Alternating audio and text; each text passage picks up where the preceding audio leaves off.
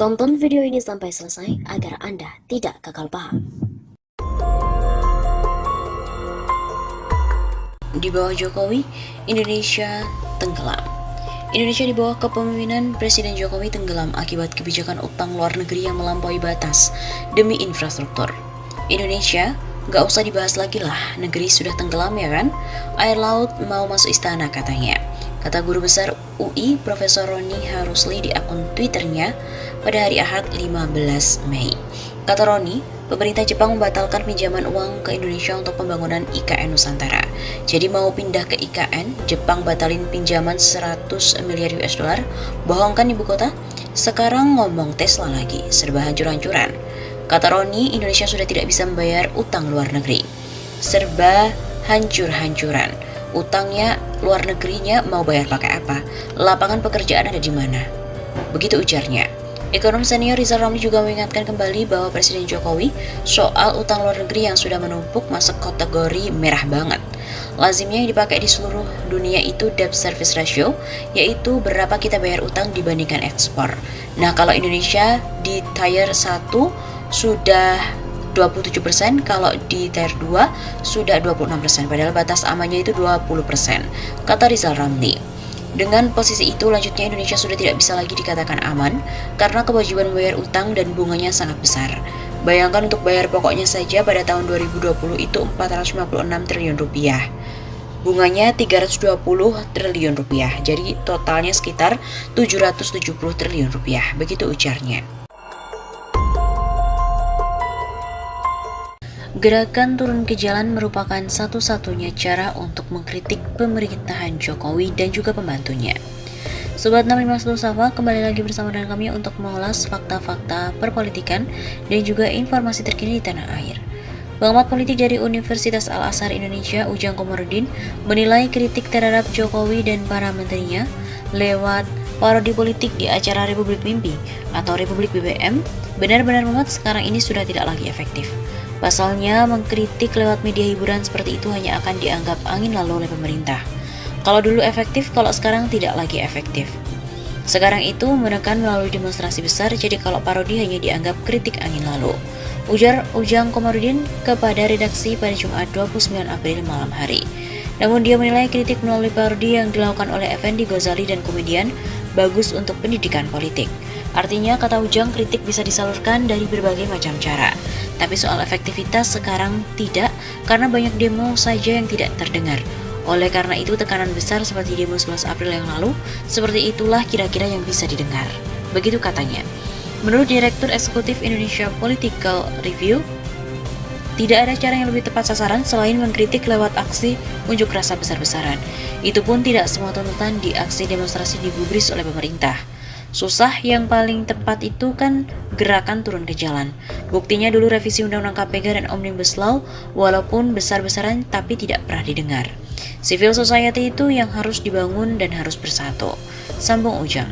Di sisi lain, kata Ujang, banyak komunikasi pemerintah yang tidak efektif sampai ke masyarakat. Kata dia, pemerintah saat ini banyak blundernya. Banyak salahnya, banyak kelirunya, banyak tidak nyambungnya. Itu yang saat ini terjadi, makanya selalu salah, karena main masing-masing. Jikapun kata Presiden kurang power, menurut Ujang bisa saja istilah itu disematkan.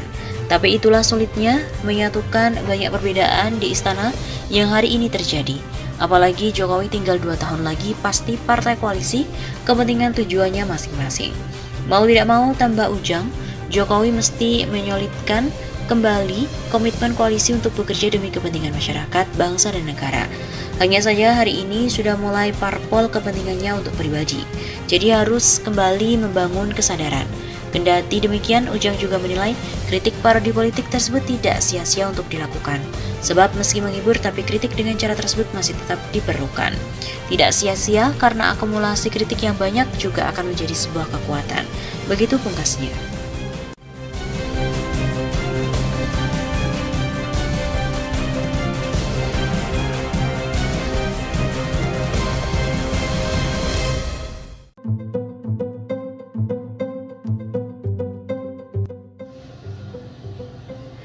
Jokowi sudah tidak dibutuhkan rakyat lagi. Begitu kata pengamat.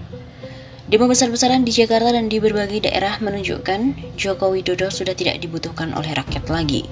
Demikian yang dikatakan oleh pengamat politik Rahman Sabon dalam pernyataan kepada redaksi Suara Nasional pada hari Senin 11 April. Rahman menilai Jokowi terlambat mengungkapkan penolakan penundaan pemilu atau perpanjangan jabatan presiden.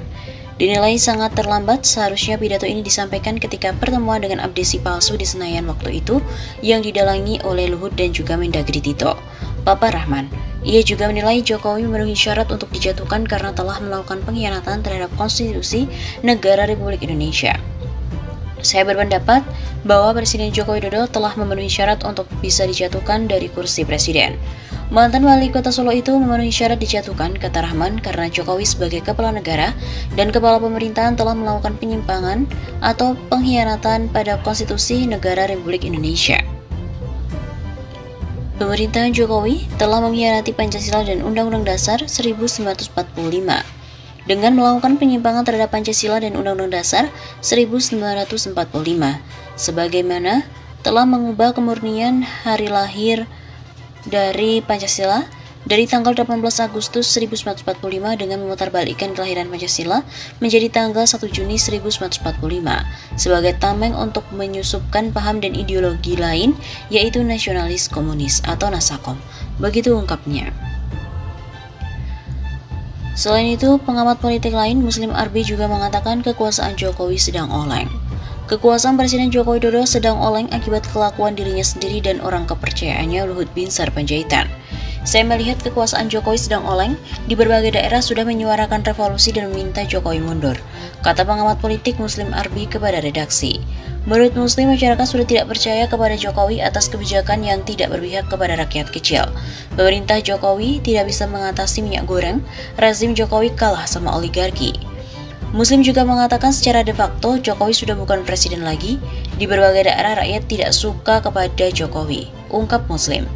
Selain itu, kata Muslim, posisi TNI tidak mau mengambil resiko dengan berhadapan dengan mahasiswa dan juga rakyat. Ada kemungkinan Jokowi pun juga ditinggalkan oleh TNI. Begitu pungkasnya.